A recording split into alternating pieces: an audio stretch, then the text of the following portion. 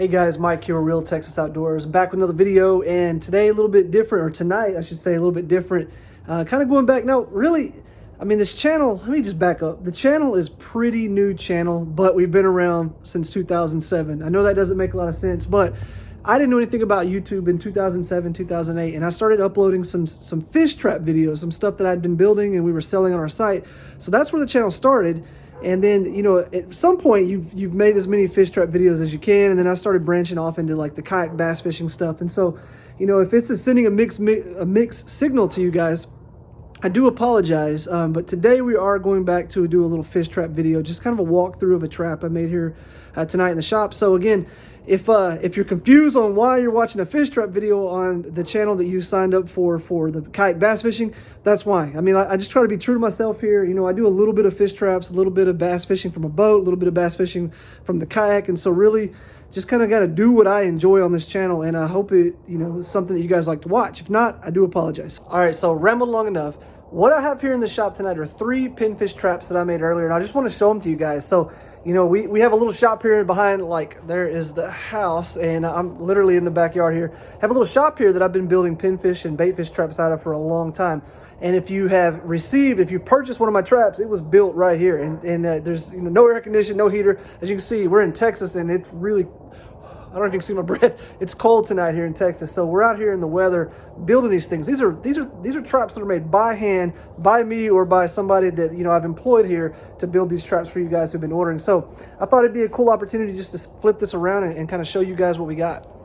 This is a cloverleaf trap. This is a rectangle trap. And I'm going to go over them, what they are in just a second. But these are pinfish traps. Let me move this one out of the way. I do apologize for the shaky camera, but I got a couple. I think you can see it a little bit better that way. So this is a cloverleaf pinfish trap. This is a rectangle pinfish trap. Now they're both made out of the same material. I want to kind of zoom in here in a second and give you some of the highlights and what these things are used for. But you can use these for sunfish, for brim, for whatever, you know, whatever bait fish you're trying to catch. But typically with this PVC coated mesh, now let me kind of lay this down, but this PVC coated mesh, hopefully it'll focus a little bit for you guys, is it's coating the wire basically. So what it's there for is to protect the wire from the elements, and what that does is it makes these traps last a really, really, really long time. This thing will probably be stolen, or you'll run over it with a car before, you know, you end up breaking down on you or end up falling apart. And so the way you can kind of look here, they're assembled with these little metal hog rings. We have a pneumatic gun that's over here, and we assemble this. There's the pneumatic gun.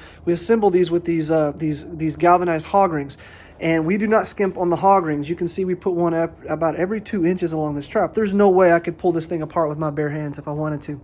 And so, you know, we clip all the sides together, as you can see here. Now, the entry points in these traps, these are made to where they can ship out to most states. These are legal dimensions. So it's a 24-inch this way, 23-inch this way. And so the overall size, the cubic feet, I'm not going to do it in my head because I don't remember. But you have plenty. You're not going to meet, like a lot of times they have to be under 18 cubic feet. And so and you're well under that with this trap. So you got plenty of space to play around with. And so you're not going to break that regulation. But the other part, the big thing, is that these entry points where fish enter, and I know that's hard to see with all the wire back there, but this is where the fish goes in right here. This is a 3-inch by 1-inch hole. That's very common on traps that you have to use in public water. They do not want entry points that are larger than 3-inch by 1-inch on these rectangular or these types of traps. And so we make them where they're legal in almost all public waters across the state, well, definitely all across the state, but across the nation. I get a lot of emails. If you're not sure, just check your Parks and Wildlife in your state there, and it'll tell you what kind of dimensions that you're allowed to use. And so I always recommend that. But as of today, I have not found any issues with using this trap in almost any public water across the nation. So that's a win there. Trying to think what else. Now, we do put a large exit door on these traps, and so it's a little dirty, I'm sorry, but we do put a large exit door on these traps. This is about a 4-inch by, about a 4-inch by 4-inch door or so, and you can pour out, and it's secure with a bungee. Again, I'm sorry, I'm doing this by myself, so let me open that up there. And so it's about a 4-inch by 4-inch door, so you can easily pour your catch out. The fish get in there. That's one of my pet peeves, man. You get a trap and then you can't get your bait out, or you can't get your fish out. That's always the worst part. So with this, if you have to reach your arm in there and grab a fish, you can. You got plenty of space. It's plenty large to put your hand in there. Now, we do make a bait compartment in the top, and this is a very large bait compartment. It is also a 4-inch by 4-inch bait compartment. I'm sorry. I'll just edit that part out there. So sorry I had to move the camera down, but this is also 4" by 4", so 4 inches by 4 inches, and you can put a lot of bait down in here. So this would be like a chum pot or chum box, something like that that you want to use to draw those pinfish in. So plenty of space, plenty of room in this trap to catch lots of bait. All right, now this next trap is a rectangle trap. Now this one is more kind of a classic example of what you would see if you go to like an academy or somewhere and try to order a pinfish trap. This is usually what you see, these rectangle style traps. Now, just being totally honest with you, you will have a hard time finding a trap that's this quality in any sort of box store. You can't find them in academy. You know, the ones that they have there are usually 1 inch by 1 inch material. The coated plastic they use, or sorry, the coated galvanized wire they use is just not high quality. This is, we pull this, I think I ordered this out of Illinois somewhere. And so it's really, really high quality wire. It's probably it is the best I've ever seen, or I wouldn't be ordering it. So I'm thankful to have found it. I've ordered it from a bunch of places, but this is by far the best wire I've seen and used on traps. And so it's really high quality wire. It's 16 gauge, it's 1/2 inch by 1 inch, and it's coated very, very well. And so with this trap, it's, you know, again, it's a rectangle trap. Let me move this a little bit. And so it's a rectangle trap, obviously for the shape. And what you have here is just 2 entry points. Whereas that Clover we looked at, there's an entry point on each side. So the fish can go in on that side, that side, that side, or that side. This just has 2 entry points. They're also 1 inch by 3 inch. And so the fish would swim in here, or they're going to swim in on that entry point on the other side over there. Now the difference with the bait box on this one is that it's a 4 by 4 by 4 cube. And so the bait box stays in the bottom. Now, kind of a cool thing with that is it means that if the fish want to get anywhere close to the bait, you can see they can't access it from the outside of the trap. That's huge. If they want to get anywhere close to the bait, they have to go inside, and that catches a lot of pinfish that way. And so there's a lot of different designs. This is probably one of the tried and true, like you can't go wrong with it. It works great on pinfish and brim sunfish, but you know, this black coated plastic is really good for pinfish. Now, again, you can see we overdo it on the clips. I mean, there's clips that's 1 inch apart. We go down the edge like this trap is not going to fall apart on you. It's not going to rust out on you. It's not going to fall apart on you.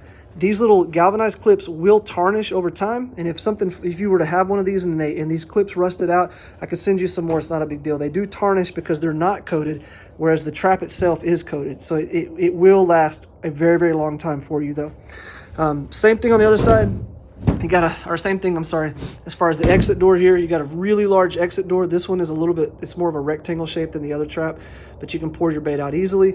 And you have the door on the bottom here where you would put your bait into the trap. And so I think that's pretty much it. Pretty self-explanatory. Again, you got the rectangle PVC coated trap there, and then you've got the Cloverleaf PVC coated pinfish traps right there. So let me flip it around and close this out. All right, guys, now that's going to do it for this. I don't really know the purpose of the video, just showing you some of the products we make here. So if you have questions about these, though, I'll link them down in the description below. You can click on the link and go to the site and give you more information about them, like pricing and just more about the dimensions and the uses. There are some videos of different types of traps that we've had that are in use on our site as well, so you can check that out. And so, yeah, I think it's gonna wrap this video up. And again, it's, you know, very different from what I've been putting out as far as the kayak bass fishing versus this, but you know, I don't want to just be stuck to one specific thing on the channel. And so I want to have I want to do what I like to do on this channel, and I hope that people enjoy that. So again, we're going to do some kayak bass fishing. We're going to do some trap stuff. We're going to have, you know, sometimes I have a big old somewhere here in the shop, I have a big old thing of those noodles that you put out for catfish. So we're going to do some of that. So we're just going to branch out and do a lot of different things here. And I hope you guys will stick along for the ride. So if you do like this kind of content or just fishing in general, then please consider liking and subscribing to the channel. We will be back soon. We'll be back with another fishing video coming at you. Probably going to do a kind of a walkthrough of my kayak, my Hobie, or 2020 Hobie Outback over there, and just lay that out next. But we will have some fishing coming soon. Thank you guys for watching. I hope you guys are having a great night. God bless, and we'll see you in the next one.